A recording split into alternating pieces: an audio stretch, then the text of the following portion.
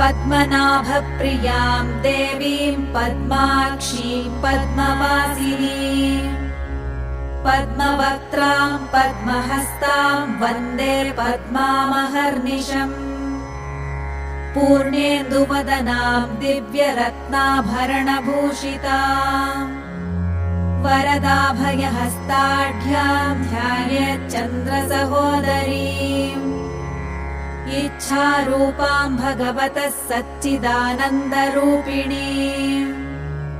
सर्वज्ञां सर्वजननीं विष्णुवक्षस्थलालयाम्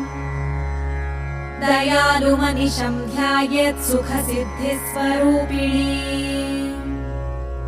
हरिः ॐ